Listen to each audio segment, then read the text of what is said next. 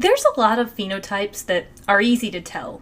Your eye color, your hair texture, your height, whether you have a straight thumb or hitchhiker thumb. But one phenotype that you can't tell just by looking is your blood type. Your blood is really made up of many things: platelets, plasma, red blood cells. But you've probably heard before that when blood is donated, it's very important that it is matched correctly. And that's true because blood type phenotypes vary. It really boils down to the fact that red blood cells, they're not naked. They have proteins on their surface, and it turns out that your immune system is very protective, and if it gets blood that's donated that has different proteins that it's not used to, it will attack them. With blood type, you can have several different phenotypes: A, B, AB, or O. These letters stand for antigens that are found on the red blood cells.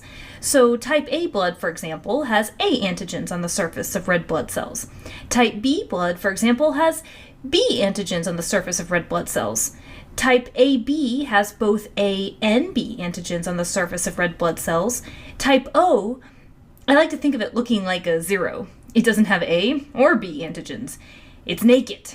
Well, okay, it does have other proteins on its surface, but not A or B. So think of O as looking like a zero. Doesn't have A or B. So if you have type B blood, you have B antigens on the surface of red blood cells.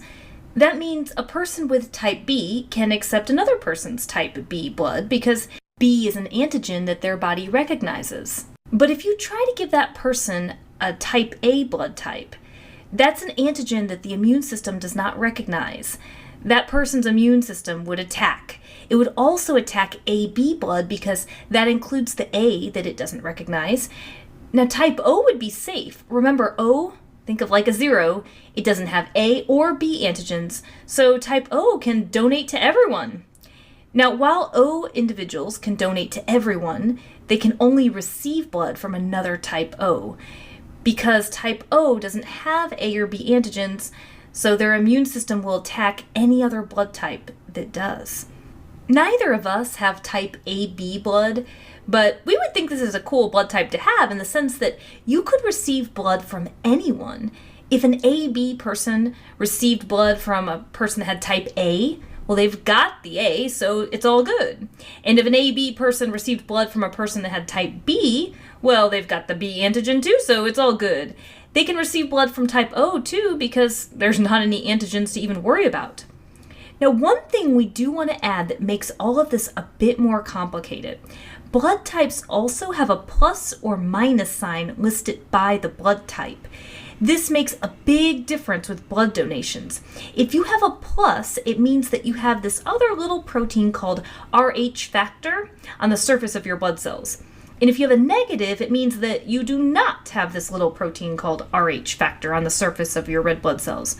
Now, we're not going to be able to go into that in this short clip, so to the Google for that if you would like to learn more about this. Blood type is genetically inherited, and a great example of multiple alleles. Remember that alleles are a form of a gene, like a flavor. Just an analogy. So let's put this into practice. Let's say a couple gives birth to a baby boy. Both parents have type A blood, but then there was a mix-up at the hospital. And now, sorry, I get really into my drama. There are these two baby boys, and the hospital does not know which one belongs to the couple. Probably not a hospital where you would want to have kids, but let's try and use our blood type genetic problem-solving skills to help us out here. Baby Phil has type B blood, and baby Sylvester has type O blood. Could either of these babies belong to the couple who both have type A blood? Well, let's talk about phenotypes and genotypes. The phenotype of type A blood is A, but the genotype is written like this or this. The format of writing here helps with multiple alleles like blood type problems, and we can show you why when we work this out in the Punnett square. Now, you may notice that I said that blood type A could be written this way or this way. Without testing, we don't really know which one it is. You can consider this one to be homozygous and this one to be heterozygous. The phenotype of type B blood is B, but the genotype is written as this or this. The phenotype of type AB blood is AB, and the genotype is written this way. There's no other way to write that one. The phenotype for type O blood is O, and the genotype is written like this. Remember how I said that the O kind of looks like a 0, and so you can think of it as having 0 blood type antigens? Well, that's what it is. Little I, no coefficient. Okay, back to the babies. We are told the parents both have type A, but remember, we don't know whether that means they are this type A, the homozygous, or this type A, the heterozygous.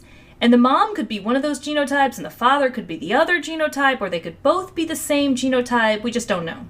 Okay, so let's try it out with all of the possibilities. Remember that we write the parent genotypes on the top and the side of the Punnett squares, like this. We'll fill in the Punnett squares, and we'll make sure to have capital I's first, just for formatting purposes. Okay, so is it possible to get baby Phil, who has type B, in any of these offspring? Nope, he must be someone else's baby. What about baby Sylvester with his type O? Yes, it is possible, but both parents would have to be heterozygous A. That means they both must be this. Then yes, you would have a 25% chance, that's 1 in 4 here, of having a baby with type O blood. Of course, if I was advising this couple, I would also insist on a DNA test, as this blood type problem only shows that it's possible that baby Sylvester is theirs. Well, that's it for the Amoeba Sisters, and we remind you to stay curious.